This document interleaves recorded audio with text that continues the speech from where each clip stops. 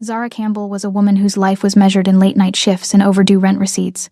Her only goal was to survive Seoul with her dignity intact and save enough to bring her mother from Jamaica for medical treatment. But on a humid summer night at the Imperial House, she found a wallet, a sleek piece of black leather stuffed with enough cash to change her life. The owner was Lee Minji, a man whose name alone made Seoul's underworld bow in fear. What Zara didn't know, as she picked up the restaurant phone with trembling fingers, was that she hadn't just found a lost item. She had stumbled into a calculated, high-stakes test. Returning the wallet was the right thing to do, but it was also the first irreversible step into a world ruled by a tattooed kingpin who only rewards those he can control. Before we dive into Zara's story, if you're watching from anywhere in the world, drop a comment and let me know where you're tuning in from. And hey, my best friend told me I'll never hit 1,000 subscribers. Telling these stories helped me prove them wrong by hitting that subscribe button. Let's show them what this community is made of. Zara Campbell was an anchor in a turbulent sea, though if you asked her, she'd say she was just trying not to drown. At 24, she balanced the polished silver trays of the Imperial House, one of Seoul's most exclusive dining lounges, where a single bottle of wine cost more than her monthly rent, with the relentless weight of responsibility that came with being the eldest daughter of a Kingston single mother fighting breast cancer 7,000 miles away. She was practical, focused, and understood the value of money with the kind of clarity that only comes from genuine scarcity. Usually the carefully folded one-notes she tucked into envelopes every month marked Mama's medicine in her neat handwriting. Her hair was always pulled back into a sleek, professional bun, but on her days off, she'd let her natural coils free, a magnificent crown that caught sunlight and reminded her of home. The small Jamaican flag pin on her collar, gold, green, and black, was the only piece of home she carried in this neon-lit foreign city. Her easy smile and melodic accent were a welcome contrast to Seoul's polished, guarded formality, and regulars often requested her section just to hear her warm, good evening that sounded like sunshine. She was driven by an uncompromising vision. Her mother, healthy and smiling, standing in a proper hospital with real treatment options, maybe even here in Seoul where medicine was advanced and hope wasn't rationed by poverty. That dream was her North Star. But the path to it was a punishing marathon through minimum wage, maximum effort, and the constant fear that time would run out before she could save enough. Scene set up, 11:47 p.m. It was nearing midnight at the Imperial House, and the dining room was winding down to its final act. Zara wiped down the last high-top table near the window, her shoulders aching beneath the crisp black vest and white-collared shirt that made up her uniform. Her feet throbbed a familiar, dull protest against the polished marble floors that looked elegant but felt like concrete after a 10-hour shift. The restaurant was a study in controlled luxury. Crystal chandeliers that refracted light like trapped stars, dark wood paneling that absorbed sound and secrets, and floor-to-ceiling windows that overlooked the glittering Han River. It was the kind of place where power brokers closed deals over aged whiskey, and where silence carried more weight than words. She glanced toward the last occupied booth, booth 14, tucked in the corner near the private dining alcove. The man sitting there had been her final customer of the night, and everything about him had felt wrong. Not wrong like dangerous, though there was that too, but wrong like he didn't belong in the predictable pattern of wealthy businessmen and celebrity clients who frequented the Imperial House. He was a study in controlled menace. Dressed in a black three-piece suit tailored so precisely it seemed molded to his frame, he had an almost feral elegance. His dark hair was styled back sharply, revealing a face of sharp angles, high cheekbones, a defined jawline, and eyes so dark they seemed to absorb light rather than reflect it. But it was the tattoos that truly set him apart. Intricate black ink crept up from his collar, winding along his neck like dark vines, dragons, Korean script, symbols Zara didn't recognize but instinctively knew carried meaning. In this world of carefully concealed power, his markings were a deliberate declaration. He'd sat for nearly 40 minutes, ordered only a single glass of soju served neat, never touched his phone, and watched. Just watched. The room, the exits, the staff. His gaze had passed over Zara twice, each time lingering just a fraction too long, enough to make her instinctively straighten her posture and double-check her service. When he paid, he'd placed a stack of crisp bills on the table, far more than the drink cost, and left without a word, without waiting for change. His movements smooth and soundless like smoke dissipating. His presence had left a wake of unease, the kind that made the other servers exhale in relief when he finally exited through the heavy glass doors. The discovery. 11:52 p.m. As Zara approached booth 14, Clearing the untouched glass and wiping condensation rings from the black granite tabletop, her hand swept along the deep leather seating. Her fingers brushed against something solid wedged between the seat cushion and the curved booth wall. It was a wallet. Not just any wallet, this was a piece of art. Made of supple black leather with a subtle pebbled texture, it had the weight and quality of something crafted by hand, designed to last decades. The edges were pristine, the stitching invisible, and embossed in the corner in subtle silver foil was a symbol Korean characters she couldn't read, but that radiated exclusivity. A wave of instinctive dread washed over her. She slid into the booth and opened it carefully, her heart hammering against her ribs. Inside wasn't the chaos of a normal person's wallet, no crumpled receipts, no coffee shop loyalty cards, no photos of family. Instead, there was stark, terrifying order. 3 things. Cash thick, sequential stacks of 100,001 bills, roughly $100 USD each, held together by a heavy silver money clip engraved with a tiger's head. She didn't count it, but her experienced eye estimated at least 5 million, about $4,000 USD. An ID card laminated, official-looking, with a photograph of the tattooed man. The name read, Lee Min-ji. The address listed was in Gangnam, one of Seoul's most exclusive districts, the kind of neighborhood with private security and gates that didn't open for people like her. A single black metal card heavier than credit cards, with a matte finish. No bank logo. No name. Just an engraved Korean symbol and a 10-digit number etched in silver on the back. The combined weight of these items screamed not just wealth, but power, danger, secrets, internal conflict, the calculation. The temptation arrived like a whisper in her ear, smooth and seductive. 5 million. 5 million won. That was her mother's surgery, the mastectomy the Kingston Public Hospital kept delaying. That was 6 months of medication. That was a plane ticket to bring Mama here to Seoul, where treatment wasn't a luxury. That was the difference between hope and helplessness. Her future, the one where her mother lived, was sitting in her trembling hands. She could take it, pocket the cash, toss the wallet in the river on her way home, and by tomorrow, the money would be converted, transferred, and saving her mother's life. The man Lee Min-ji clearly had more. Men like him always did. He probably wouldn't even miss it. But then, cutting through the temptation like a machete through sugarcane, came her grandmother's voice. Miss Ivy Campbell, the woman who raised her in a tiny Kingston tenement with a firm hand and an iron moral code. Zara Simone Campbell, you listen to me good. There is no peace in stolen comfort, you hear me? You take what's not yours, and it will eat you from the inside. You sleep soundly on your own dime, child. Your own dime.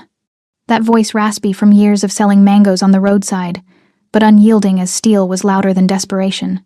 Zara closed the wallet with a sharp snap, her decision made. She had to return it. But this wasn't a simple lost and found situation. A wallet with this much cash, this much weight, this much implication, this wasn't dropped by accident, and the man who owned it, with his cold eyes and silent menace, wasn't the type you handed things to through lost and found. She couldn't trust Mr. Han, the night manager, a man whose gambling debts were whispered about in the break room, who'd absolutely pocket a finder's fee and claim ignorance. Mailing it was absurd, too sensitive, too risky. The police? In a city where powerful men operated above the law? That felt like signing her own deportation papers. Then she found it a business card, tucked into a sleeve inside the wallet. Minimalist. Expensive cardstock. No company name, no title. Just a name in English and Korean. Lee Min-ji. And a single phone number. The call, 11:58 p.m. Zara walked behind the hostess stand, her palms slick with nervous sweat, the wallet feeling heavier with each step. The restaurant was empty now, the kitchen staff cleaning up, the lights dimmed to half power. She picked up the landline phone, its weight somehow comforting in the surreal moment. She dialed. The phone rang once, just once. Then a voice answered, male, rough, and devoid of any pleasantry. Speak. Zara swallowed, forcing her voice to sound professional and confident, not terrified. Good evening. My name is Zara Campbell. I'm a server at the Imperial House restaurant in Gangnam.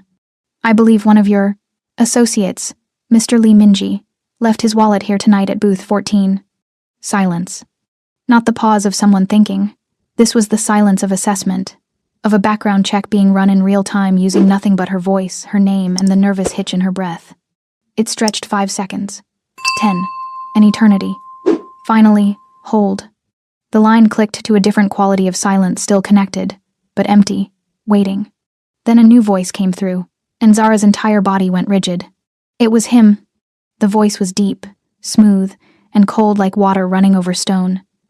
There was a refined Korean accent, but his English was perfect, each word chosen with surgical precision. And beneath the surface calm was something darker, absolute authority. "This is Lee. You have something of mine, Miss Campbell." It wasn't a question. It was a statement of fact delivered with the confidence of a man who was never wrong. "Yes, sir," Zara replied, her throat dry. "You left it in booth 14 after your drink tonight. It has your identification and some cash inside. I wanted to call so I could return it safely to you." Another pause. Then, "You could have kept it." The words landed like a test. There was no emotion in them, just cold observation. "The contents are valuable. You work as a server. I'm aware of your position, your need." The casual dismissal of her struggles stung, but Zara kept her voice steady, anchoring herself to the principle that had brought her this far. "It's yours, sir. My position doesn't change the fact that it's the right thing to do. I can hold it securely here until you return tomorrow, or—" "You will secure nothing," he cut her off, his tone sharpening into a command that sliced through the line. "You will remain exactly where you are. Do not let the wallet leave your sight. Do you understand me, Miss Campbell?" "Yes, sir, I understand." "A driver will arrive in exactly 15 minutes. You will hand the wallet to him directly. You will not attempt conversation beyond necessary confirmation." Then his voice dropped lower, each word deliberate and weighted with threat. "And Miss Campbell, you did not open that wallet. Confirm this." Zara's breath caught. He was testing her. She'd opened it. She knew she'd opened it, and somehow, impossibly, she sensed that he already knew. But admitting it felt dangerous. Lying felt worse. She made a split-second decision, her heart pounding so hard she was sure he could hear it through the phone. I opened it only to confirm your identity, sir, to make sure I was calling the right person." A beat of silence. Then, "Honest. Good. Your integrity will be evaluated, Miss Campbell. Wait there." The line went dead with a sharp click. Zara replaced the receiver, her hand shaking violently now. She stared at the wallet on the counter, and it no longer looked like lost property.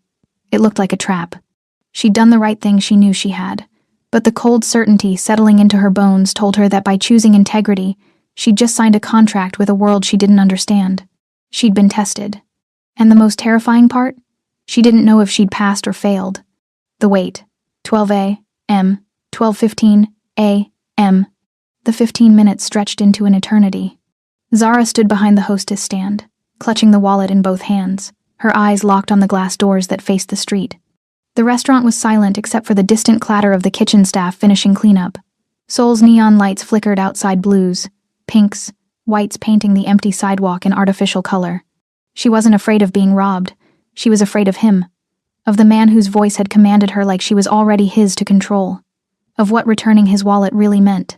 At exactly 12:15 a.m., headlights swept across the glass. A vehicle pulled up to the curb, a black Genesis GV80, Korea's luxury SUV, with tinted windows so dark they reflected the street like black mirrors. The engine purred, a low, expensive growl. It wasn't just transportation. It was a declaration. I own this city. The rear passenger door opened. A man stepped out. Tall, broad-shouldered, dressed in a black overcoat that caught the wind like a cape. His face was stone-sharp, expressionless, eyes scanning the street with the trained precision of someone who'd seen violence and delivered it. He moved with deliberate calm, the kind that comes from knowing you're the most dangerous thing in the room. He pushed open the restaurant's glass door, and the chime, a delicate, crystalline sound, felt obscene in the heavy silence. His eyes found Zara immediately. "Zara Campbell." It wasn't a question. "Yes," she said quickly, sliding the wallet across the polished counter. "Here it is. Everything's inside." The man didn't move to take it immediately. Like the voice on the phone, he subjected her to a full, invasive appraisal. His gaze moving from her face to her hands to the way she stood, searching for any sign of deception, any tell that she'd tampered with the contents or planned to leverage the situation. The scrutiny made her skin crawl. Finally, he reached out. His hands were gloved black leather, and when he picked up the wallet, he didn't open it. He simply tapped it twice against his palm, verifying weight and thickness, a gesture that told her he knew exactly what should be inside. He slipped it into an interior pocket of his coat. "Mr. Lee appreciates your promptness," he said, his voice a flat baritone. He reached into another pocket and placed a thick black envelope on the counter where the wallet had been. His gratitude. "I don't need payment," Zara said quickly, putting her hands up in instinctive refusal. The envelope felt wrong, tainted, transactional, dangerous. "Seriously, it's my responsibility to return lost items. That's just how I was raised." The man's expression didn't change, but his tone gained an edge of finality. "The directive is not negotiable, Miss Campbell. Accept the exchange. It closes the transaction." Before she could argue further, he gave a curt, formal bow, shallow, perfunctory, carrying no warmth, and turned on his heel. He walked out, climbed back into the SUV, and within seconds, the vehicle glided away into Seoul's midnight traffic, disappearing like smoke. Zara stared at the empty street, then slowly, reluctantly reached for the envelope. It was heavier than it should be. She opened it with trembling fingers. Inside, a stack of 1,000,001, roughly $800 USD, in crisp sequential bills. More than she made in 2 weeks of brutal shifts. And beneath the money, a note on expensive cream cardstock, written in elegant handwriting. "Integrity is rare. Rarer still in a city like Seoul. You have been noticed, Miss Campbell. We will speak again. M.L."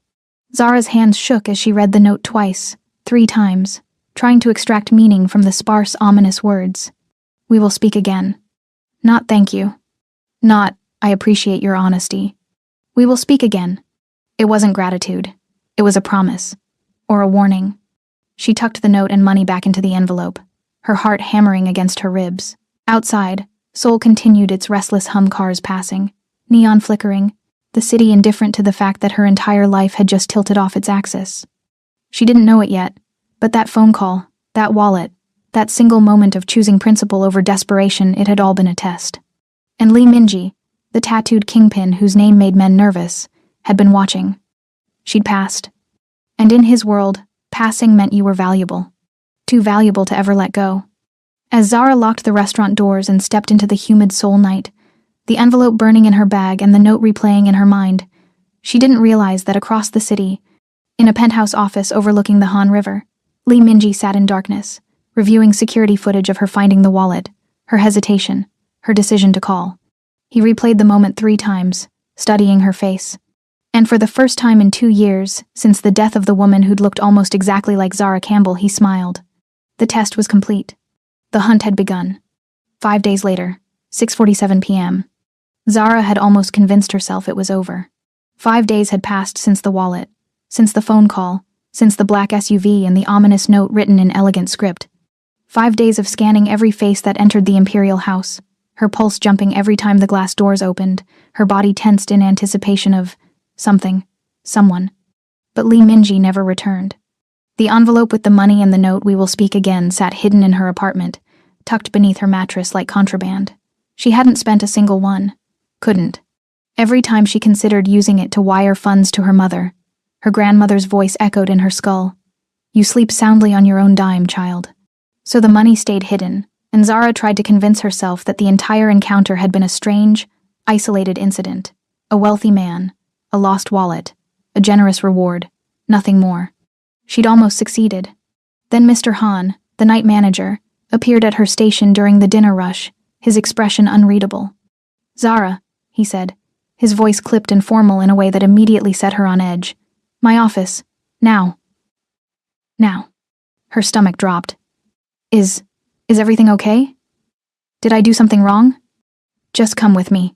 His tone left no room for negotiation. Around her, the other servers, Jisoo, Minjun, Hana, all paused mid-step, their eyes tracking her movement with barely concealed curiosity. In a restaurant like the Imperial House, being summoned to the manager's office during a shift was never good. It meant a complaint, a mistake. Sometimes, termination. Zara untied her apron with shaking hands and followed Mr. Han through the dining room, feeling every eye on her back. Whispers rippled through the staff like wind through tall grass. What did she do? "I heard she messed up a VIP order last week." "No." Someone said she was rude to a client. Her heart hammered against her ribs as they walked down the narrow hallway past the kitchens, the sounds of clattering dishes and barked orders fading behind them. "Mr." Han's office was at the end, a small, windowless room that smelled of stale coffee and cigarette smoke despite the building's no-smoking policy. He opened the door and stepped aside.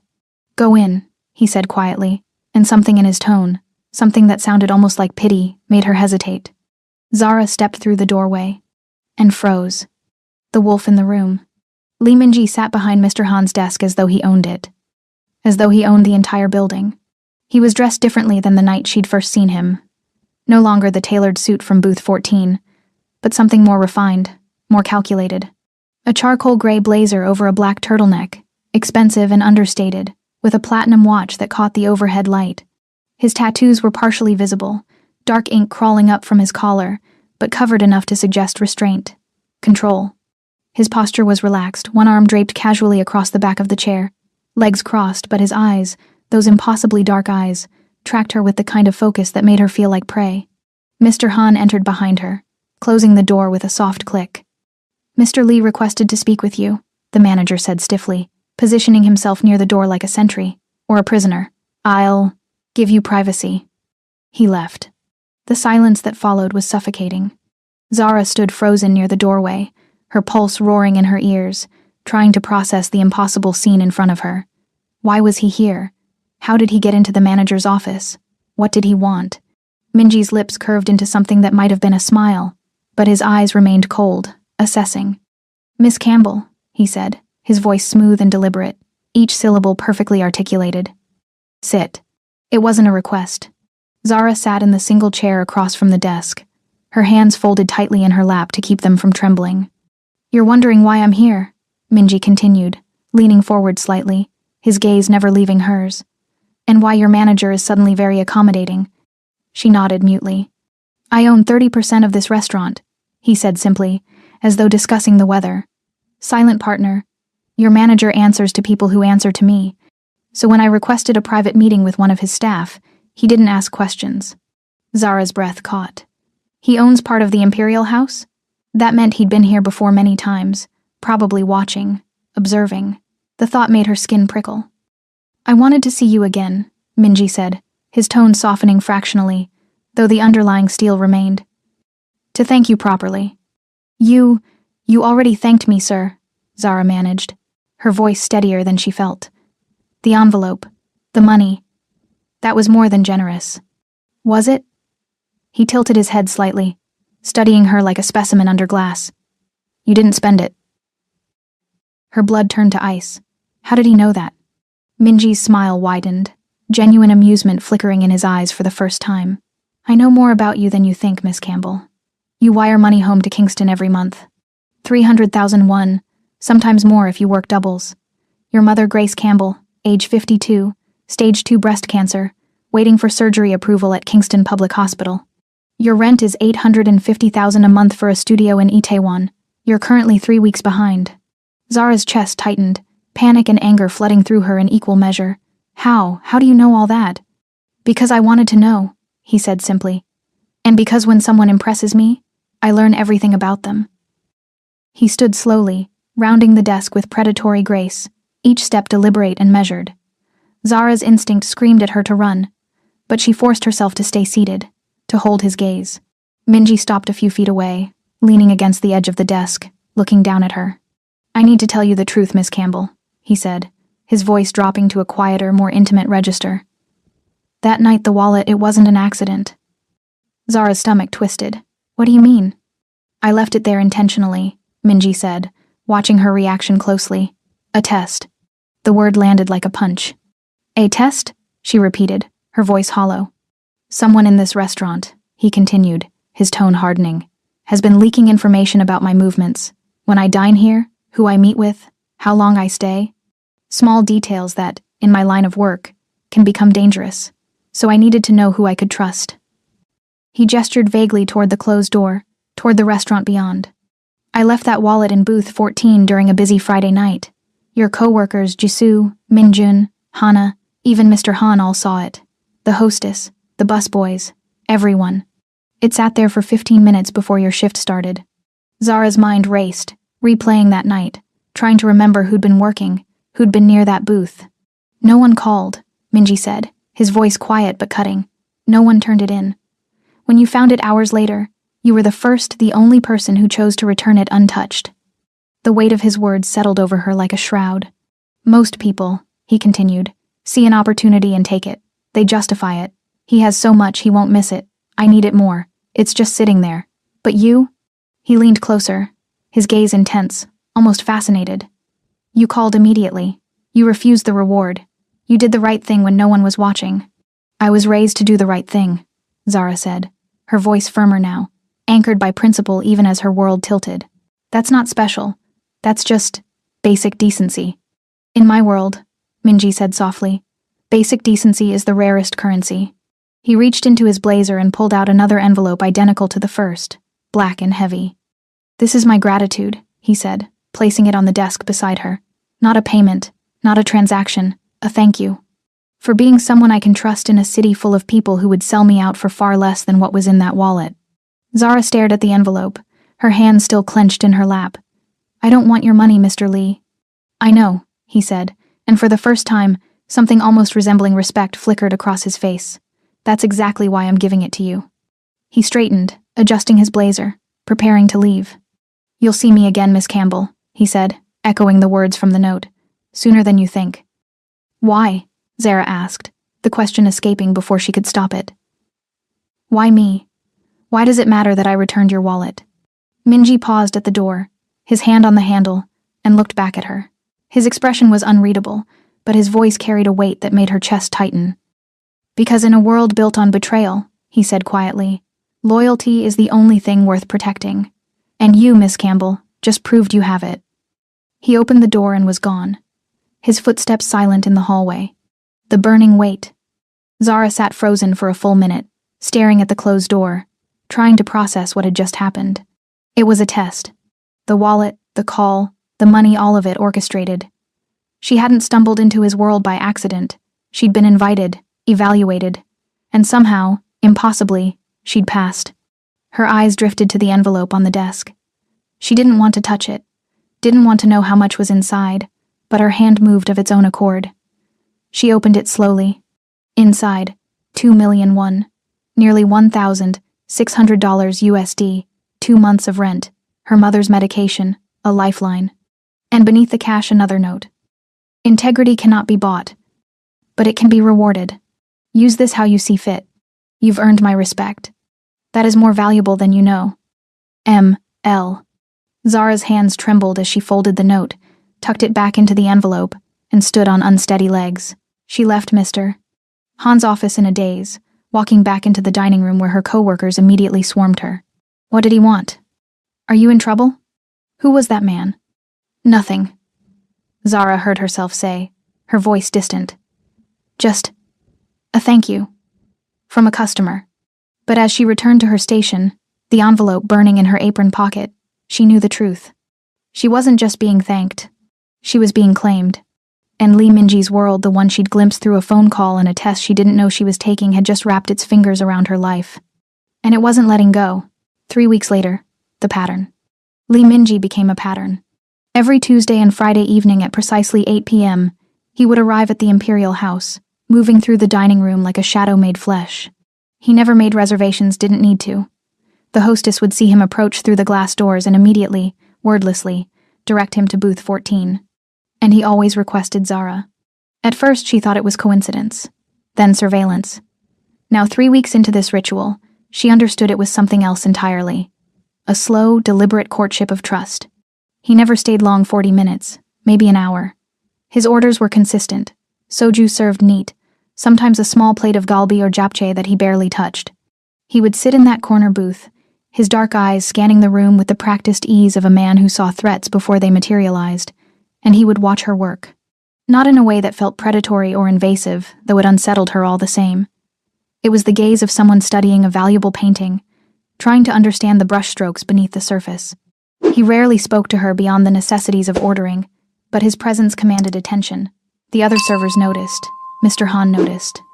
Even the kitchen staff whispered about the tattooed man in the expensive suits who tipped in crisp bills and left the air feeling heavier after he departed. Zara tried to stay professional, polite, efficient, distant, but there was something about him that made distance impossible. His quiet intensity filled the space around him like gravity, pulling everything into his orbit whether it wanted to be there or not. And despite every instinct screaming at her to be careful, to stay away, to keep her head down, she found herself aware of him in a way that terrified her. aware of when he arrived, when he watched her. When his gaze followed her across the dining room, she told herself it was caution. She knew it was something more dangerous. Friday, 10:47 p.m. The offer. The restaurant had emptied, the last patrons filtering out into Seoul's neon-lit streets. Zara was wiping down tables, her body moving on autopilot through the familiar closing routine, when she noticed Minji still seated in booth 14. He hadn't moved, hadn't called for the check. He simply sat there, fingers steepled beneath his chin, watching her. Her pulse quickened. She approached slowly, forcing a professional smile. "Mr. Lee, is there anything else I can get for you? We're closing soon." "Sit," he said simply, gesturing to the seat across from him. Zara hesitated. "Sir, Sit, Miss Campbell." His tone was soft, but the command beneath it was unmistakable. She slid into the booth, her hands folded tightly in her lap, hyper-aware of the empty restaurant around them, the distant sounds of the kitchen staff finishing cleanup. Minji leaned back, studying her with that unnerving intensity. "You've been avoiding me." "I haven't." "You have," he interrupted, a ghost of amusement in his voice. "You take my order, bring my food, refill my glass, and disappear. Efficient, professional, distant." Zara met his gaze, lifting her chin slightly. "I'm your server, Mr. Lee. That's my job. I'm offering you a different job." The words hung in the air between them. Zara's breath caught. What?" Minji pulled a sleek black business card from his blazer pocket and slid it across the table, embossed in silver. "Minji Lee Private Investments. I own several legitimate businesses," he said, his voice calm and measured. "Import-export, real estate, consulting. They require someone I can trust, someone discreet, intelligent, and most importantly, honest. I want you to be my private assistant." Zara stared at the card, her mind racing. "I don't have any experience in—" "I don't need experience," Minji said, leaning forward. "I need loyalty. You proved you have that. Everything else can be taught." "Why me?" Zara asked, her voice barely above a whisper. "There are hundreds of qualified people in Seoul who would sell me out the moment someone offered them more money." Minji finished. "Who would leak information, compromise deals, betray confidences. In my world, Miss Campbell, competence is common. Integrity is rare." He tapped the business card. "Triple your current salary. Private health insurance for you and your mother. Relocation assistance to a better apartment. And you'd be doing work that actually matters, not serving overpriced soju to entitled businessmen." It was everything she needed, everything she'd been working toward. And every instinct in her body screamed danger. "I'm grateful for the offer, Mr. Lee," Zara said carefully, pushing the card back toward him. "But I can't accept." Minji's expression didn't change, but something flickered in his eyes, surprise perhaps, or intrigue. "Why not?" "Because I don't know what your world really involves," Zara said, her voice gaining strength. "I don't know what private assistant actually means. And I don't," she hesitated, then forced herself to continue. "I don't want to compromise who I am." For a long moment, Minji said nothing. Then his lips curved into something that might have been a smile, though it didn't reach his eyes. "Everyone says no," he said quietly, standing and buttoning his blazer with practiced ease. "Until they need something." He left cash on the table, far more than his bill, and walked toward the exit. At the door, he paused, glancing back. "When you change your mind, Miss Campbell, call the number on that card. The offer won't wait forever." Then he was gone, disappearing into the Seoul night. Zara sat alone in the empty restaurant, staring at the business card on the table, her heart pounding and her mind screaming that she'd made the right choice. She'd said no. She'd protected herself. She'd chosen principle over temptation. But as she tucked the card into her apron pocket, telling herself it was just to throw it away later, a cold dread settled in her stomach, because she knew, somehow, that the universe had a cruel sense of timing. The next day, the breaking point. The call came at 2:37 p.m., while Zara was half asleep after a late shift. Her landlord, Mr. Cho, spoke in rapid, business-like Korean that her phone automatically translated, "Rent increasing, 1,200,000 won starting next month. New lease or vacate." 1,200,000 won, nearly $1,000 USD, a 40% increase she couldn't afford. Zara was still processing the shock, calculating impossible budgets in her head, when her phone buzzed again. This time her mother's number, Grace Campbell. "Mama?" Zara answered, forcing brightness into her voice. Baby. Her mother's voice was weak, strained. The hospital. They moved up my surgery date. Insurance fell through. They're asking for $8,000 USD up front, or they'll reschedule for next year. Zara's world tilted. Next year. Her mother didn't have a year. How much time do we have? Zara asked, her voice hollow. 2 weeks, baby, I'm sorry. I'm so sorry. Don't apologize, Mama. I'll figure it out. I promise. She hung up and sat on the edge of her bed, staring at the wall of her tiny Itaewon studio, the numbers crushing her. 1,200,000 for rent. $8,000 USD, roughly 10 million won for surgery. Her current savings, 847,000 won. The math didn't work. No matter how she calculated, no matter how many extra shifts she picked up, the numbers didn't work. Her hand moved to her bag, pulling out the sleek black business card. Minji Lee Private Investments. Everyone says no until they need something. His voice echoed in her mind, prophetic and damning. Zara stared at the card for a full hour, tears streaming silently down her face, her grandmother's voice warring with her mother's. You sleep soundly on your own dime, child. Baby, I'm scared. I don't want to die. Finally, hands shaking, she dialed the number. He answered on the first ring. Miss Campbell, Minji said, and she could hear the knowing smile in his voice. I was expecting your call. I'll take the job, Zara said, her voice barely steady. On one condition. I need an advance. For my mother's surgery. Done, he said without hesitation. The money will be wired within the hour. A car will pick you up tonight at 8 p.m. Bring nothing but yourself. Mr. Lee. Welcome to my world, Miss Campbell. The line went dead. 8 p.m. Crossing the threshold. The black Genesis GV80 arrived exactly on time, idling outside her building like a sleek predator. The same driver from weeks ago, stone-faced. Silent opened the rear door.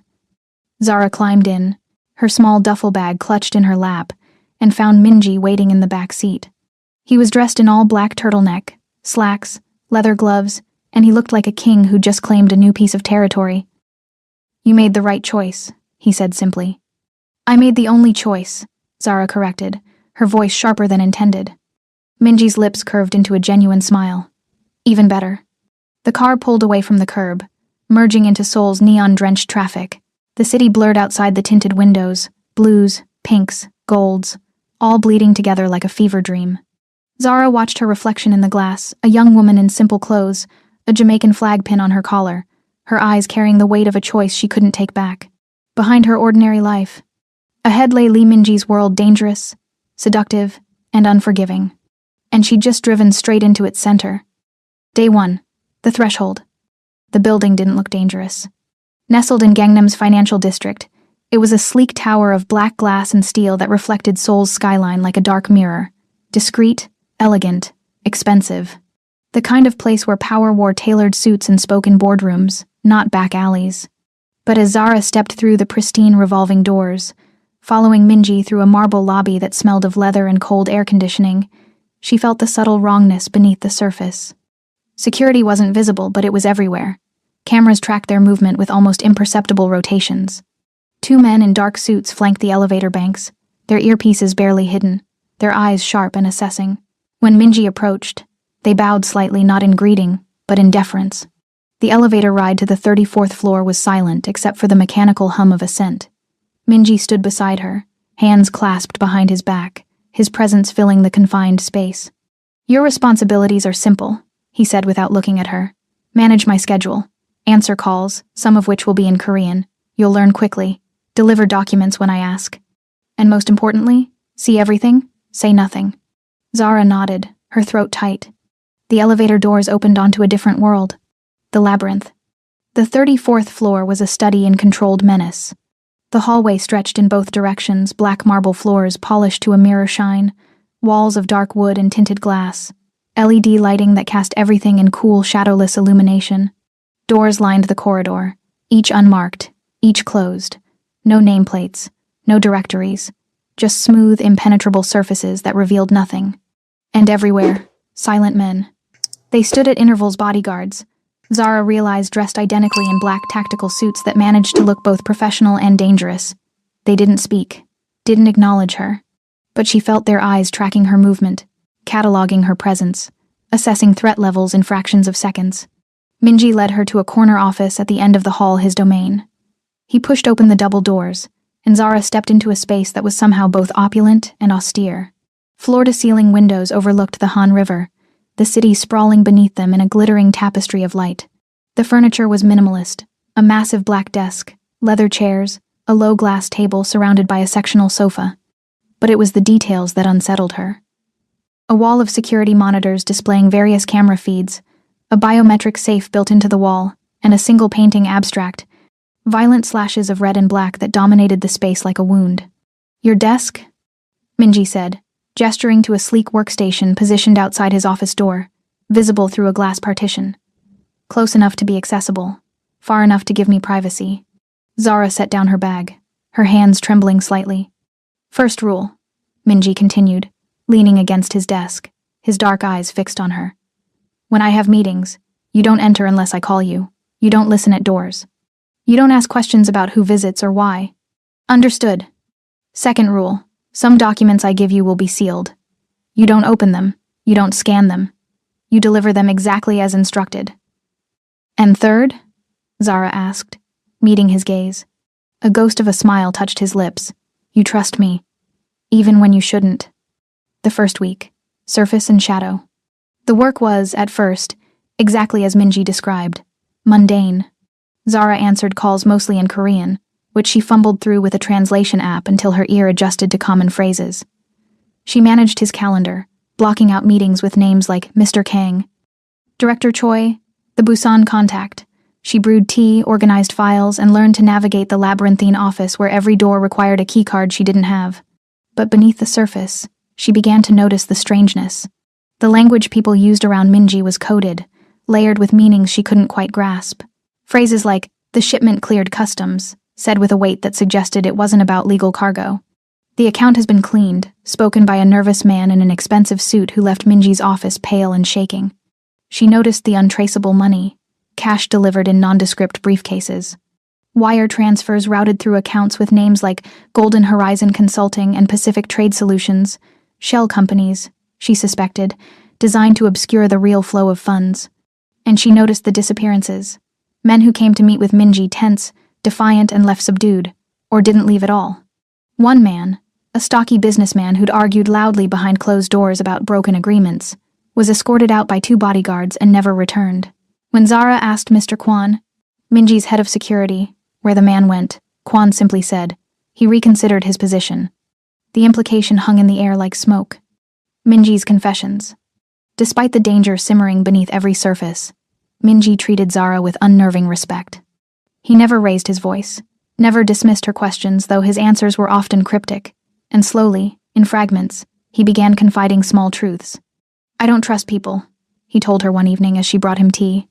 He was standing at the window, backlit by Seoul's glittering skyline, his reflection ghostly in the glass. "Trust is a luxury I can't afford." "Then why hire me?" Zara asked, setting the cup on his desk. He turned, his dark eyes searching hers. "Because you've already proven you're different. You had every reason to betray me to keep the money, to sell information, to leverage your position. But you didn't. That's just basic decency, Mr. Lee." "In my world," Minji said quietly, "basic decency is revolutionary." Another night, after she'd questioned a particularly vague meeting entry on his calendar, he smirked. "You're not afraid to challenge me." "Should I be?" Zara asked, holding his gaze. "Most people are," Minji said, stepping closer, his presence overwhelming. They smile, nod, obey. You question, you push back, you maintain your principles even when it's inconvenient. "Is that a problem?" "No," he said, his voice dropping lower. "It's fascinating." The way he looked at her in that moment like a puzzle he was determined to solve made her pulse quicken in a way that felt dangerous. End scene. The delivery. On Friday evening, exactly 1 week into her employment, Minji called her into his office. "I need you to make a delivery," he said, handing her a black leather messenger bag. It was surprisingly heavy, the weight solid and unsettling. "Where?" Zara asked. "Itaewon, there's a restaurant called The Red Door. Ask for Mr. Park. Give him this bag. He'll hand you an envelope. Bring it back to me." "What's inside?" Minji's expression didn't change, but his eyes sharpened. You're breaking the second rule, Miss Campbell. Zara swallowed hard. Right, sorry. Sealed documents. Quan will drive you, Minji said, returning his attention to the papers on his desk. Be efficient. The drive to Itaewon was silent except for the hum of traffic. Quan, stoic and mountainous in the driver's seat, offered no conversation. Zara sat in the back, the messenger bag on her lap, feeling the weight of whatever was inside pressing against her thighs. She tried not to think about it. Tried to tell herself it was just documents, contracts, nothing illegal. But her instincts, the same ones that had screamed at her to return the wallet, were screaming again. The red door was tucked into a quiet side street, its entrance marked only by a crimson door with no signage. Quan parked, then turned to look at her. Go in. Ask for Park. Hand over the bag. Take the envelope. Leave. Don't linger. Zara nodded and climbed out, her legs unsteady. Inside, the restaurant was dimly lit and nearly empty, just a few men seated at a corner table, their conversation stopping abruptly when she entered. A server approached, eyeing her with suspicion. I'm here to see Mr. Park, Zara said, her voice steadier than she felt. The server gestured toward a private room in the back. Zara pushed through a beaded curtain and found Mr. Park, a lean man with silver hair and cold eyes, waiting at a table. He didn't stand, didn't greet her. You're Lee's new girl, he said in accented English. I'm his assistant, Zara corrected, setting the bag on the table. Park unzipped it slowly, his eyes never leaving hers. Inside, Zara glimpsed something metallic, compact, and unmistakably dangerous, before he zipped it closed again. Her stomach dropped. Park slid a thick manila envelope across the table. Give this to Lee. Tell him the arrangements are confirmed. Zara took the envelope with numb fingers and left quickly, her heart hammering. She didn't know what was in the bag. But she knew, with cold certainty, that she'd just participated in something illegal. The Watcher. What Zara didn't see was Minji, seated in a black sedan across the street, watching her exit the red door through tinted windows. He'd been there the entire time, watching how she walked straight-backed despite the fear, how she handled the exchange professional, controlled, how she didn't run, didn't panic, didn't ask questions, she shouldn't. Quan's voice crackled through his earpiece. She's clean, handled it perfectly. Minji leaned back, a satisfied smile touching his lips. She's ready for the next test, he murmured. Because in Lee Minji's world, every assignment was an evaluation. And Zara Campbell, honest, principled, defiant, was passing every single one. Tuesday, 9:47 p.m. The assignment. I need you to make a delivery tonight. Minji's voice was calm, clinical, as though he were asking her to mail a letter rather than venture into Seoul's night with an envelope that felt heavier than it should. Zara stood in his office doorway, her coat already on, ready to leave for the night after a grueling 10-hour shift managing back-to-back meetings and coded phone calls. But Minji's requests didn't follow schedules. They followed necessity. Where? She asked, exhaustion sharpening her tone. The Shilla Hotel, Penthouse Suite 3401. Ask for Mr. Jung Tae-sung. Minji extended a thick manila envelope, sealed with red wax bearing an embossed symbol, a tiger's head. Give him this. Wait for his response. Return here immediately. Zara took the envelope, feeling the familiar weight of dread settle in her stomach. What kind of response? Verbal confirmation, Minji said, his dark eyes watching her carefully. He'll either accept the terms or reject them. Either way, you deliver his answer to me. Nothing more. And if he... Quan will be waiting outside, Minji interrupted, anticipating her concern. You'll be safe. The way he said it absolute, certain should have been reassuring. Instead, it felt like a lie. The Shilla Hotel, 10:23 p.m. The Shilla Hotel was a monument to Seoul's wealth: marble columns, crystal chandeliers, and staff who moved with choreographed precision. Zara felt impossibly out of place in her simple black slacks and blouse as she crossed the opulent lobby toward the elevators, the envelope tucked under her arm like a bomb. The elevator ascended smoothly to the 34th floor, each number ticking upward in time with her racing pulse. Penthouse Suite 3401. She stepped into a hallway lined with rich carpeting and muted lighting, found the door, and knocked twice. It opened immediately. The man standing in the doorway was not what she expected. Jung Tae-sung was older, late 50s, perhaps with silver-streaked hair slicked back, wearing an expensive silk robe over tailored slacks. His face was weathered but sharp, his eyes carrying the cold calculation of someone who'd built power through violence. And he was smiling. Ah, he said in smooth, accented English. Lee Minji's little messenger. Come in, come in. Every instinct screamed at Zara to refuse, to hand over the envelope and leave. But Minji's instructions had been clear. Wait for his response. She stepped inside. The suite was excessive floor-to-ceiling windows overlooking the city, leather furniture, a full bar, and two men in dark suits standing near the far wall, their eyes tracking her movement like predators sizing up prey. Jung closed the door behind her with a soft click. You have something for me? He asked, gesturing toward the envelope. Zara extended it. Mr. Lee sent this. He's waiting for your response. Jung took the envelope but didn't open it. Instead, he set it on the glass coffee table and poured himself a drink whiskey, amber and slow. You're Jamaican, he observed, swirling the glass. That accent. Kingston? Yes, Zara said carefully, staying near the door. Interesting. Jung took a sip, his gaze appraising. And how long have you been working for Minji? 3 weeks. 3 weeks, he repeated, his smile widening. And already, he trusts you with deliveries like this. Do you know what's in that envelope, miss? Campbell, and no, I don't. Honest, Jung said, chuckling. Or smart enough to lie convincingly. Either way, I respect it. He gestured to the sofa. Sit, let's talk. I'm just here for your response, Mr. Jung. And I'll give it, he said, his tone hardening slightly. But first, I'm curious. Why you? Minji doesn't trust easily. Yet here you are, new, foreign, carrying his most sensitive communications. Why? Zara's pulse quickened. You'd have to ask him. Jung stepped closer, and the two men near the wall shifted subtly, closing the space. I'll tell you why, he said quietly. You look like her. Like who? His wife, Seo-yeon. Jung pulled out his phone, swiping to a photograph, and held it up. Zara's breath caught. The woman in the photo had different features. Korean, delicate, elegant, but the resemblance was unmistakable. The same warm brown eyes, the same high cheekbones, the same defiant tilt of the chin. She died 2 years ago, Jung continued, his voice soft but cutting. Betrayed by someone Minji trusted.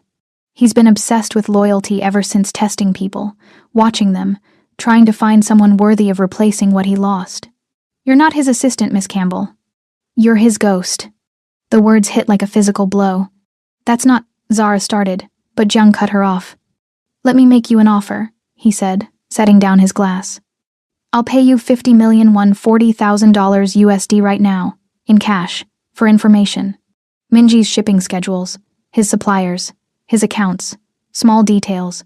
You'd never have to see him again. Zara's mind raced. $40,000, her mother's surgery, a year of rent, freedom from this world. But the image of Minji's face, the way he'd looked at her with something almost like trust flashed through her mind. No, she said firmly. Jung's smile vanished. You're refusing? I'm refusing, Zara repeated, moving toward the door. And I'm leaving. Your response is expected.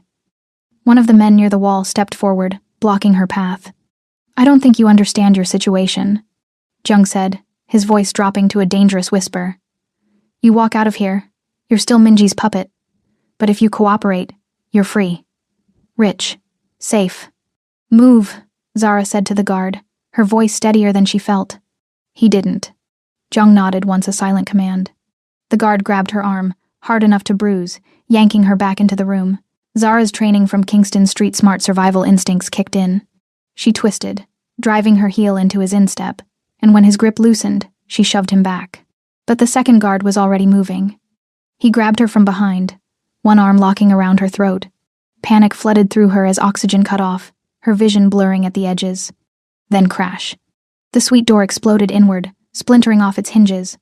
Kwon entered first, massive and unstoppable, his fist connecting with the guard's jaw in a sickening crunch. The man released Zara and crumpled. 2 more of Minji's men flooded in, moving with practiced violence, efficient, brutal, decisive. Within seconds, both guards were on the floor, and Jung stood frozen, hands raised. Kwon grabbed Zara gently, his rough hands surprisingly careful. You okay? She nodded, gasping for air, her throat burning. Take her, Kwon said to one of the men, then turned to Jung, his voice flat and cold. Mr. Lee will be very interested to hear about this conversation. Headquarters, 11:34 p.m. Zara sat in Minji's office, a blanket wrapped around her shoulders, her hands shaking uncontrollably around a cup of tea she couldn't drink. Her throat was bruised, her arm throbbing where the guard had grabbed her. Minji stood at the window, his back to her, utterly still. The silence stretched, suffocating. "I'm sorry," Zara finally whispered. "I should have." "You didn't flinch," Minji said quietly, turning to face her. His expression was unreadable, but his eyes burned with something fierce.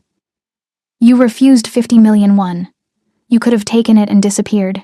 Instead, you defended me." "I didn't." "You did," he interrupted, stepping closer. "Jung is dangerous, powerful.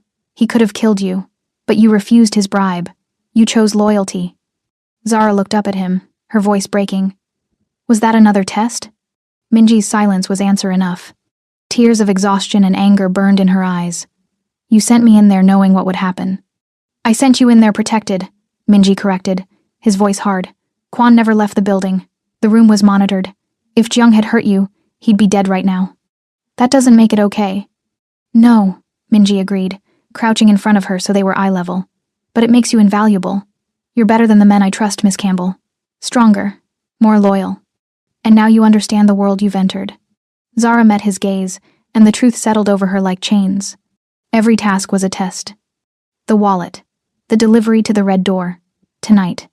All of it orchestrated, calculated, designed to measure her worth in a world where loyalty was currency and betrayal meant death. "I can't do this anymore," she whispered. Minji's expression softened fractionally. "Yes, you can, because you already have." He stood, returning to his desk. "Go home, rest. Tomorrow, we'll discuss what comes next." As Zara left, her legs unsteady, she realized the horrifying truth. She couldn't leave. Not because he wouldn't let her, but because she'd already passed too many tests. And in Lee Minji's world, once you proved your loyalty, you belonged to him. Forever. Thursday, 1:47 a.m., the intrusion. Zara shouldn't have been there. She should have been home, asleep in her new apartment, the one Minji had arranged for her in a secure building in Hanamdong, where the rent was paid 6 months in advance and the view overlooked the glittering Han River. She should have been grateful, compliant, obedient. Instead, she stood outside Minji's private office on the empty 34th floor, her keycard granted 3 weeks ago for emergency access hovering over the biometric reader. The building was silent except for the low hum of ventilation systems and the distant sound of traffic far below. The security guards had completed their sweep an hour ago. She'd watched them from the stairwell, counting the minutes until the floor was clear. She told herself she was here for answers, that the questions swirling in her mind since the hotel incident. Why me? What does he really want? Am I just a ghost he's trying to resurrect? Justified this invasion of privacy. But the truth was simpler, more dangerous. She needed to know if Jung Tae-sung had been telling the truth. Zara swiped the keycard. The lock disengaged with a soft click. She pushed open the door and slipped inside. The search. Minji's office at night was different, more intimate, more vulnerable. Moonlight streamed through the floor-to-ceiling windows, casting long shadows across the minimalist furniture. His desk was clear except for a single lamp, a laptop closed like a sleeping predator, and a glass of unfinished whiskey that still smelled faintly of smoke and oak. Zara moved carefully, her phone's flashlight cutting narrow beams through the darkness. She didn't know what she was looking for: files, photographs, anything that would explain the hold he had over her. She checked the desk drawers first locked. The filing cabinet's biometric security she couldn't bypass. The bookshelf held volumes in Korean and English. Philosophy, military strategy, Sun Tzu's Art of War. Then she saw it. On a shelf behind his desk, displayed almost reverently in a glass case, was the black leather wallet, the same one she'd found months ago at the Imperial House, the one that had started everything. Her breath caught. Why would he keep it? Why display it like an artifact? Zara glanced at the door, her heart hammering, then carefully opened the glass case. The wallet felt exactly as she remembered, heavy, expensive, significant. But when she opened it, her hands trembled. No cash, no platinum card, no business cards. Just a single photograph, tucked into the billfold. A woman stared back at her. She was breathtaking, delicate Korean features, long dark hair swept over one shoulder, wearing a simple white dress. But it was her eyes that froze Zara in place. Warm, intelligent, defiant. The same high cheekbones, the same determined set of the jaw. Jung had been right. She looked exactly like her. Her name was Seo Yeon. Zara spun around, the wallet slipping from her hands and hitting the floor with a dull thud. Minji stood in the doorway, backlit by the hallway lights, his silhouette sharp and unreadable. He wasn't wearing his usual tailored suits, just a black shirt, sleeves rolled to his elbows, revealing the intricate tattoos that wound up his forearms like dark poetry. He stepped inside, closing the door behind him with a quiet finality. "Mr. Lee, Zara's voice broke. "I'm sorry. I shouldn't have tenfaded." "No," Minji said softly, moving toward her with measured steps. "You shouldn't have, but I'm not surprised." He bent down, picked up the wallet, and stared at the photograph for a long moment, his expression unguarded in a way she'd never seen. "Lee So-yeon," he said quietly, his voice carrying a weight that filled the room. "My wife." Zara's throat tightened. "Jung told me that you look like her," Minji finished, glancing up. He wasn't wrong. He moved to the window, the photograph still in his hand, his reflection ghostly in the glass. "She died 2 years ago. Not from illness, not from an accident." His voice hardened. "She was murdered, by someone I trusted."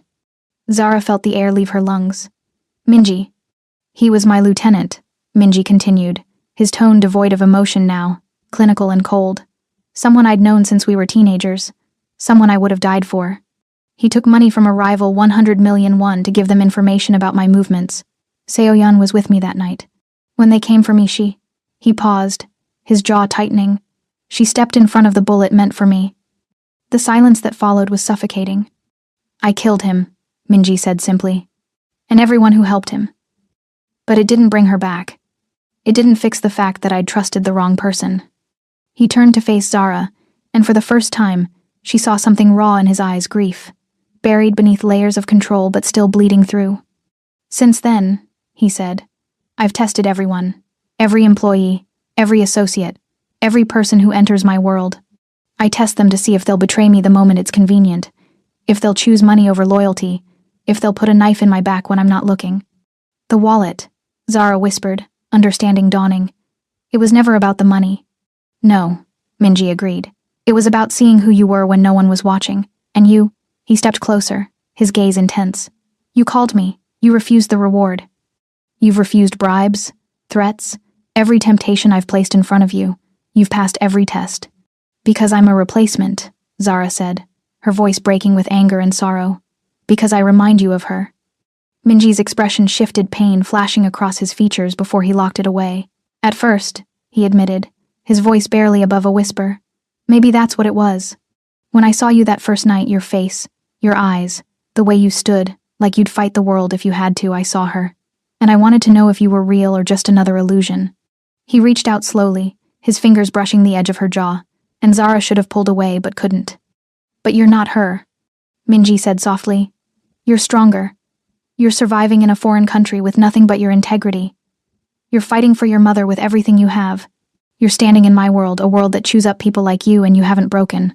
Tears burned in Zara's eyes. "I'm not strong. I'm terrified. Every day, I'm terrified." "That's what makes you strong," Minji said. "You're afraid, but you don't run. You don't compromise. You don't bend." He stepped back, his hand falling away, and the distance between them felt like a chasm. "I test everyone, Zara," he said quietly, using her first name for the first time, and the intimacy of it shattered something inside her. "I test them because I can't afford to be wrong again. But somehow," his voice caught, and he looked away. "Somehow, I want you to pass." The confession hung in the air, vulnerable and dangerous. Zara stared at him, this tattooed kingpin who ruled Seoul's shadows, who tested loyalty like currency, who'd built walls so high no one could reach him. And she saw, beneath all of it, a man who'd lost everything and was terrified to hope again. "I'm not her," Zara said, her voice trembling but firm. "I'll never be her." "I know," Minji whispered. "And I don't want to be tested anymore." He met her gaze, and something shifted in his expression, something raw and honest. "Then tell me to stop." Zara opened her mouth, the words right there. "Stop. Let me go. Release me from this." But they wouldn't come. Because the terrifying truth was that she didn't want him to stop. Not the tests. Not the dangerous proximity. Not the way he looked at her like she was the only thing in his world worth protecting. "I can't," she whispered. Minji closed his eyes, exhaling slowly, and when he opened them again, the vulnerability was gone, replaced by the controlled mask he always wore. "Then you understand," he said simply. "You're not leaving. Not because I won't let you, but because you've already chosen to stay." He was right. And as Zara left his office, the photograph of Seo Yun burned into her memory. She realized the horrible, beautiful truth. She wasn't just being tested anymore. She was falling. Into his world, into his orbit, into the dangerous space between loyalty and something far more consuming. And there was no turning back. Friday, 7:13 p.m., the summons. The text came during Zara's lunch break, short and impersonal. "Dinner tonight, 8 p.m., formal dress. Don't be late. K." Kwan never sent casual invitations. And Minji's dinners were never just meals, they were performances. Carefully orchestrated displays of power, where business was conducted under the guise of hospitality and alliances were forged or shattered over expensive cuts of beef. But something about this summons felt different. Colder. More ominous. Zara arrived at Mingle's, an exclusive restaurant in Gangnam that required reservations months in advance, unless your name was Lee Minji. She wore the only formal dress she owned, a simple black sheath that Minji's stylist had sent to her apartment weeks ago, along with a note that read, "For occasions that require armor." Now, standing in the restaurant's private room, she understood why. The stage. The private dining room was designed for intimidation. A long ebony table dominated the space, set with pristine white china and crystal glasses that caught the ambient lighting like ice. 8 chairs, 8 place settings. And at the head of the table, Lee Minji, dressed in a charcoal 3-piece suit that made him look like a king presiding over a tribunal. But it wasn't Minji who made Zara's stomach drop. It was the men seated around the table. Kwan, stoic as ever, sat to Minji's right. Beside him, Director Choi, a thin man with wire-rimmed glasses who managed Minji's consulting operations. Across from them, 2 other lieutenants Zara recognized from headquarters, Mr. Han, the silent enforcer, and Park Ji-hoon, the logistics coordinator. And at the far end, directly opposite Minji, sat Yoon Dae-jung, Minji's second-in-command, a man in his early 40s with slicked-back hair and a smile that never reached his eyes. He'd always watched Zara with barely concealed contempt, his gaze tracking her movements through headquarters like she was an insect he was waiting to crush. Tonight, that contempt had sharpened into something predatory. "Miss Campbell," Minji said, his voice perfectly neutral. "Please, sit." He gestured to the empty chair directly to his left, a position of proximity, but also exposure. Every eye at the table would be on her. Zara sat, her hands folded in her lap to hide their trembling. A server appeared, pouring water and wine with choreographed precision, then disappeared like smoke. "We have business to discuss tonight," Minji continued, his gaze sweeping the table. "But first, we eat." The prelude. The meal was exquisite and unbearable. Course after course arrived, gooey grilled meats, delicate banchan side dishes, perfectly steamed rice, but Zara could barely taste any of it. The tension in the room was suffocating, pressing against her chest like a physical weight. Conversation flowed around her in Korean, too rapid for her still developing comprehension, but she caught fragments, shipments, accounts, territory, business as usual. Yet beneath it all, she sensed something coiling, waiting to strike. Finally, as the dessert course was cleared, Minji leaned back in his chair, his dark eyes scanning the table. "Now," he said, switching to English, a deliberate choice that made Zara's pulse spike. "Let's discuss the real reason we're here." He gestured to Yoon Dae-jung. "Director Yoon has brought a concern to my attention. I thought it best addressed publicly." Yoon straightened, his expression carefully neutral, but satisfaction gleamed in his eyes. "Thank you, sir." He turned his gaze to Zara, and the temperature in the room seemed to drop 10 degrees. 3 days ago, Yoon began, his English precise and cutting. "Sensitive information about one of our Busan shipments was leaked to the Jade Serpent Gang. They intercepted the delivery, costing us 80 million won and 3 months of negotiation." Murmurs rippled around the table. "The leak," Yoon continued, his voice hardening, "came from someone with access to scheduling systems and confidential communications. Someone new to the organization. Someone who might have outside loyalties." He paused, letting the implication hang in the air. "Someone like Miss Campbell?" The accusation hit like a gunshot. Every eye turned to Zara. She felt the weight of their suspicion, their judgment, pressing down on her like crushing gravity. Her throat tightened, but she forced herself to meet Yoon's gaze directly. "That's a serious allegation, Director Yoon," Minji said quietly, his tone unreadable. "Do you have evidence?" The leak occurred during her 3rd week of employment, Yoon said, pulling out a tablet and sliding it across the table toward Minji. She had access to the shipping manifests. She's foreign, which makes her a risk. And frankly, sir, we know nothing about her loyalties beyond a single returned wallet. He turned back to Zara, his smile cold. Perhaps Miss Campbell would like to explain how the Jade Serpents knew the exact time and route of a shipment she scheduled. Zara's heart hammered against her ribs. She could feel Minji's gaze on her, assessing, waiting. I didn't leak anything, she said, her voice steadier than she felt. I don't even know who the Jade Serpents are. Convenient ignorance, Yoon said smoothly. It's the truth. Or, Yoon pressed, leaning forward, you saw an opportunity. A foreign woman, desperate for money, working for a man whose business she doesn't understand. Maybe someone made you an offer. Maybe you needed the cash more than you needed integrity. That's not enough, Minji said, his voice cutting through the tension like a blade. Silence fell instantly. Minji's gaze remained fixed on Zara, dark and unreadable. Miss Campbell, stand. Zara stood, her legs unsteady, feeling like a prisoner awaiting sentencing. You've been accused of betrayal, Minji said, his tone flat, judicial. Leaking information that cost this organization millions and put lives at risk. If true, the penalty is severe. Do you understand? Zara's mouth was dry, but she nodded. Yes. Then defend yourself. The room waited, predatory and still.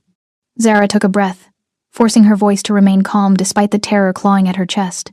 Director Yoon is right about one thing. I am foreign. I am new. And I did need money desperately. She met Minji's gaze. But if I wanted to steal from you, I wouldn't have returned your wallet. The words landed with quiet force. I could have kept the cash, Zara continued, her voice gaining strength.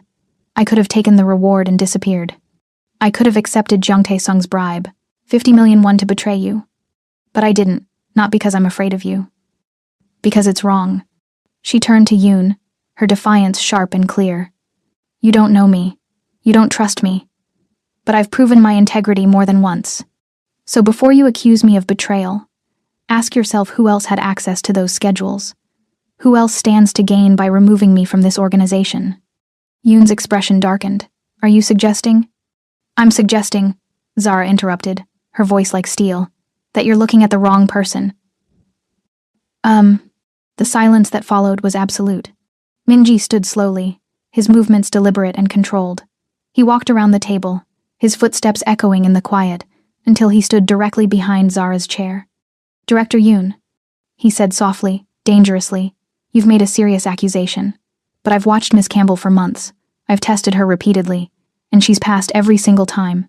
He placed a hand on Zara's shoulder, a gesture of protection that sent shockwaves through the room. She's the only one I trust here, Minji said, his voice carrying absolute authority. The only one whose loyalty I don't question. So if there's a leak in this organization, it's not her.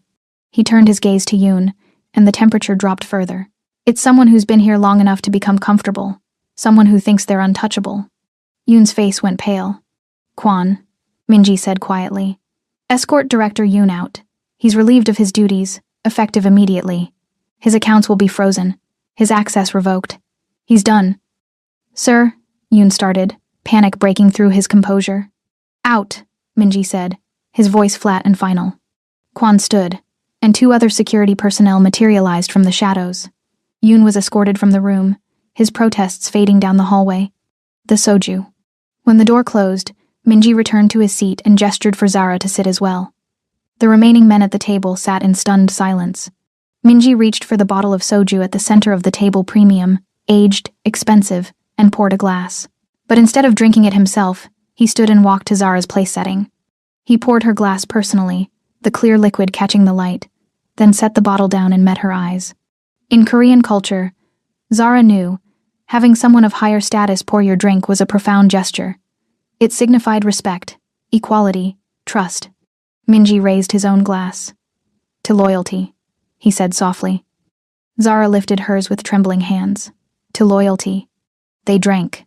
And in that moment, as the soju burned down her throat, and Minji's gaze held hers with something that looked almost like pride, Zara understood. She was no longer just an employee.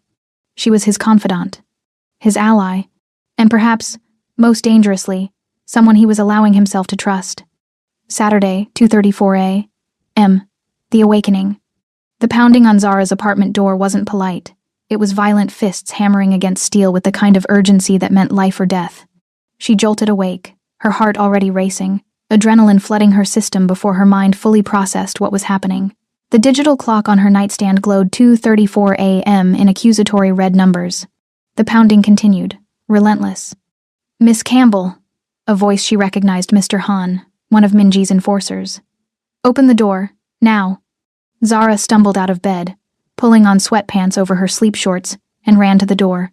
She fumbled with the locks, her hands shaking, and yanked it open. Han stood in the hallway, his usually impassive face twisted with something that looked disturbingly like fear. Behind him, another of Minji's men sung, younger, his shirt spattered with something dark and wet. Blood.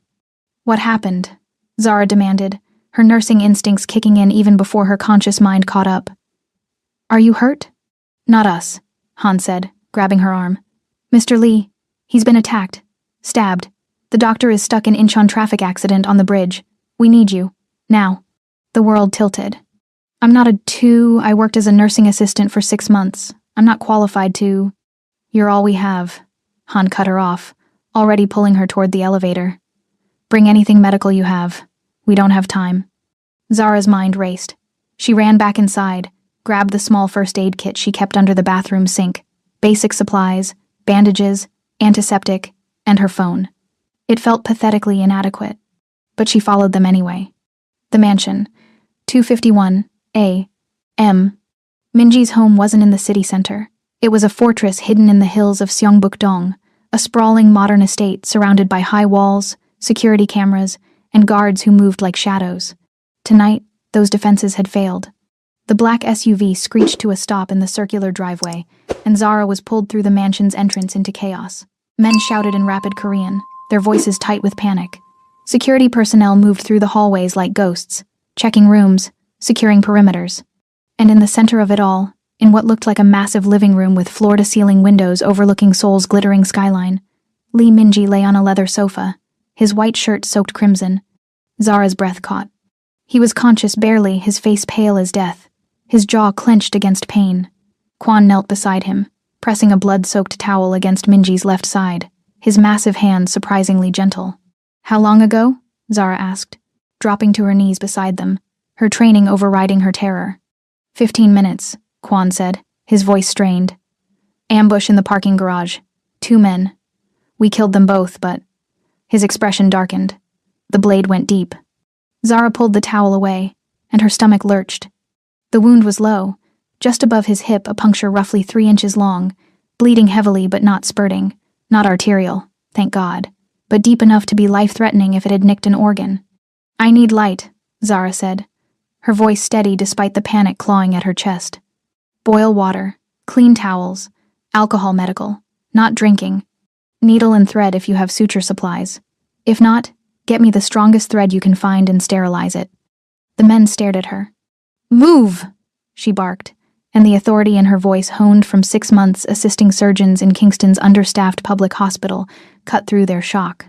They scattered.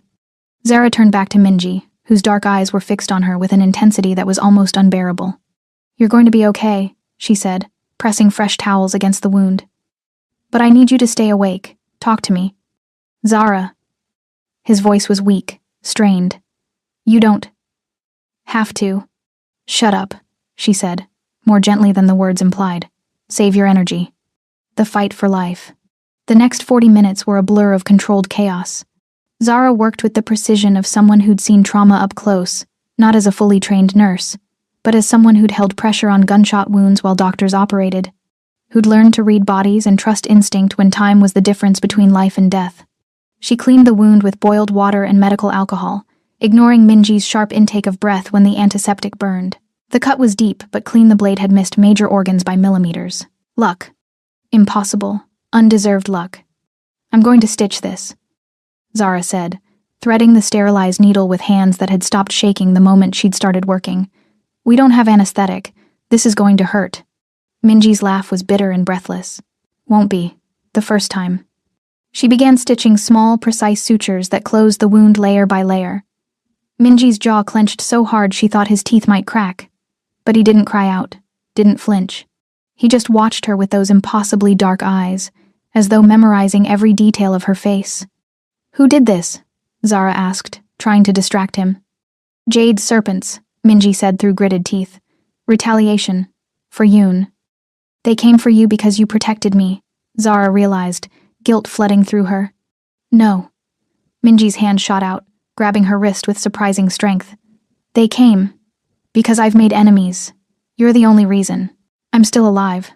His composure was cracking the iron control he always maintained, splintering under pain and blood loss. His breathing was ragged, his skin clammy with shock. "Stay with me," Zara said firmly, tying off the final suture. "You don't get to die tonight. I forbid it." Minji's lips curved into the ghost of a smile.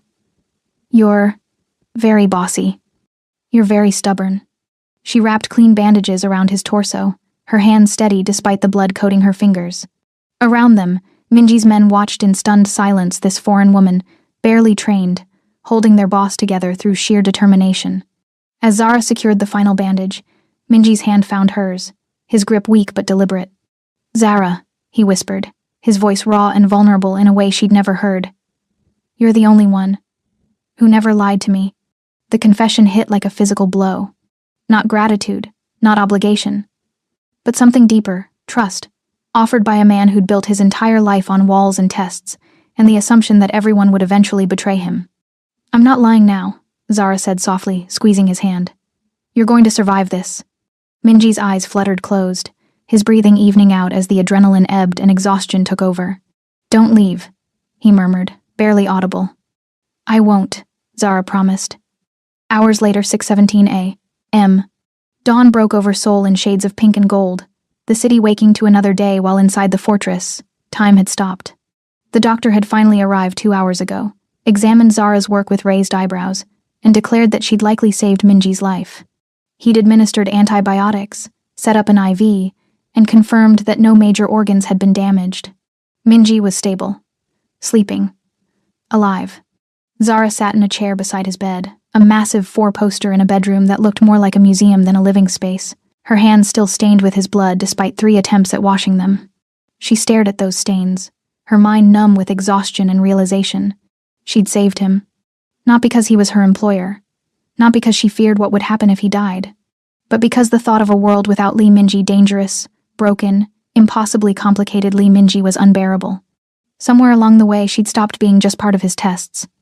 She'd become the person who saw past the tattoos and the violence and the carefully constructed walls. She'd become the one who challenged him, defied him, and somehow made him want to be better.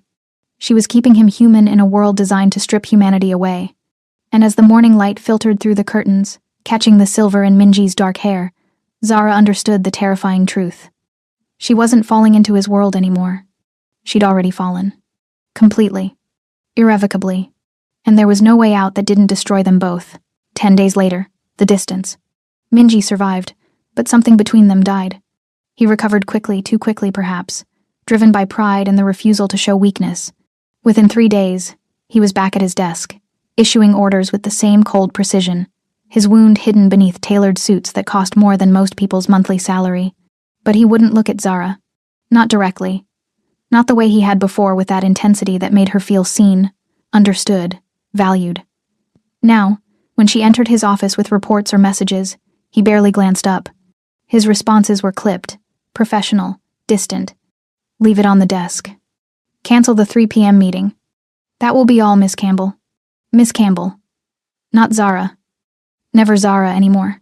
It was as though the man who'd whispered, "You're the only one who never lied to me," while bleeding out on his sofa, had been replaced by a stranger wearing his face. At first, Zara told herself it was recovery, pain medication, exhaustion, the trauma of nearly dying. But as the days stretched into a week, then longer, she understood the truth. He was punishing himself for being vulnerable, for letting her see him weak, for needing her, for trusting her with his life and, more dangerously, with the cracks in his armor. And Zara realized, with crushing clarity, that she couldn't do this anymore. Thursday, 4:47 p.m., the resignation. She found him in his office as the sun began its descent over Seoul, painting the Han River in shades of amber and gold. He stood at the window, his favorite position, the place where he watched his empire from a distance, untouchable and alone. Zara knocked once, then entered without waiting for permission. "Mr. Lee," she said, her voice steady despite the turmoil in her chest. "I'm resigning." That got his attention. He turned slowly, his expression unreadable, but something flickered in his dark eyes, surprise, perhaps, or the faintest trace of pain. "Resigning," he repeated flatly. "Effective immediately." Zara placed a sealed envelope on his desk, her formal letter, typed that morning in her apartment while tears she refused to shed burned behind her eyes. "I'm grateful for the opportunity, but I can't." Her voice caught. "I can't do this anymore." Minji moved toward her with that predatory grace, each step measured and deliberate, until he stood close enough that she could smell the faint trace of his cologne, sandalwood, and smoke. "Why?" he asked quietly. "Because you won't even look at me," Zara said, the words tumbling out before she could stop them. "Because I saved your life and now you treat me like a stranger. Because I don't know what you want from me anymore, and I'm tired of guessing." "What I want." Minji's laugh was bitter, hollow. "You think you know what I want?" "I know you're afraid," Zara shot back, her defiance returning. "Afraid that caring about someone makes you weak, that needing someone gives them power over you. So you push me away before I can hurt you first." The silence that followed was suffocating. Then Minji did something unexpected. He smiled. Not the cold, calculated smile he wore in boardrooms, but something genuine and almost sad. "You're right," he said softly, "about all of it." He walked back to his desk, opened a drawer, and pulled out a folder, thick, worn, filled with photographs and documents. He tossed it onto the desk in front of her. "Open it." Zara hesitated, then lifted the cover. Her breath stopped. Inside were photographs of her, dozens of them. Zara leaving her old apartment building in Itaewon. Zara at the convenience store, counting coins to buy instant noodles. Zara at the Imperial House, before she ever found his wallet, serving tables with exhausted determination. Time-stamped. Dated. Some going back 3 months before that night in booth 14. "What is this?" Zara whispered, her hands trembling. "The truth," Minji said, his voice devoid of emotion. "You were never a random choice, Zara. I'd been watching you for weeks. I saw how you worked, honest, tireless, kind to people who didn't deserve it. I saw you wire money home to your mother when you barely had enough to eat. I saw you return a customer's dropped wallet with 50,001 inside when no one was looking." Zara felt the ground shift beneath her. "The wallet in booth 14 wasn't a test for the staff," Minji continued. "It was a test for you. I wanted to see what you'd do when temptation was overwhelming. When no one would ever know if you kept it. And you," his voice softened fractionally, "you called me immediately. You proved what I'd suspected. That you were exactly what I'd been searching for. So this entire time," Zara's voice broke, "everything was a lie? You manipulated me into this?" "No." Minji stepped closer, his gaze intense. "I gave you a choice. Every step of the way, you chose. To return the wallet. To take the job. To refuse bribes. To save my life. I tested you, yes, but you passed because of who you are, not because I told you how to act." Tears burned in Zara's eyes. "Why tell me this now?" "Because you deserve the truth." Minji reached into his jacket and pulled out a passport, a credit card, and a thick envelope. He placed them on the desk beside the folder. "And because I'm giving you a choice. One final choice." Zara stared at the items, her heart pounding. "The passport is yours, expedited, legitimate," Minji said quietly. "The credit card has 100 million, one enough to start over anywhere in the world. The envelope contains your mother's surgery confirmation, fully paid, scheduled for next month. Everything I promised you. Fulfilled." He stepped back, his expression guarded but honest. "You can leave," he said. "Right now. Walk out that door, fly to Jamaica, live your life free of this world. I won't stop you. I won't follow you. You'll be safe."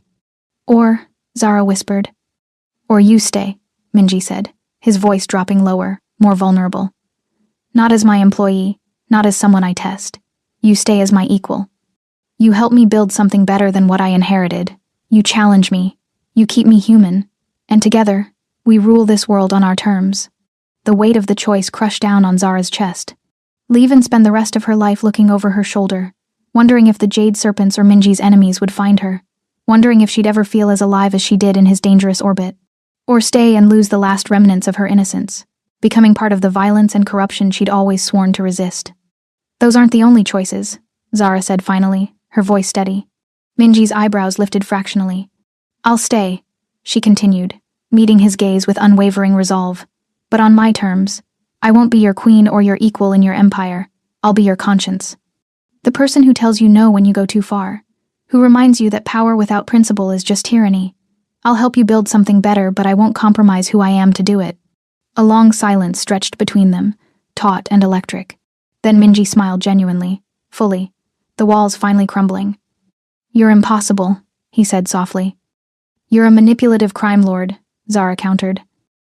And yet, here we are. He stepped closer, into the space that was too intimate, too dangerous. And for the first time since the attack, he looked at her the way he had before really looked, seeing all of her. Then prove it, Minji said, his voice low and challenging.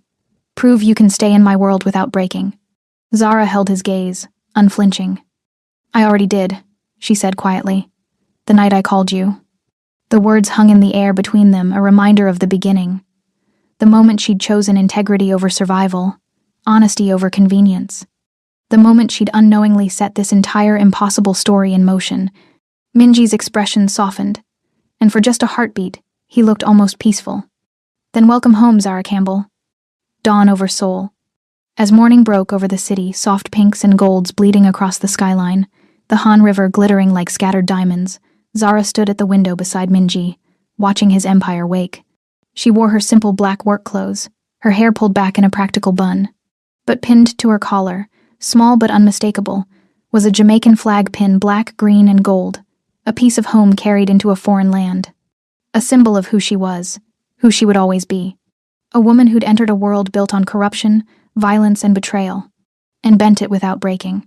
Below them, Seoul hummed with life, a city of shadows and light, where fortunes were made and lost, where loyalty was currency and trust was revolutionary.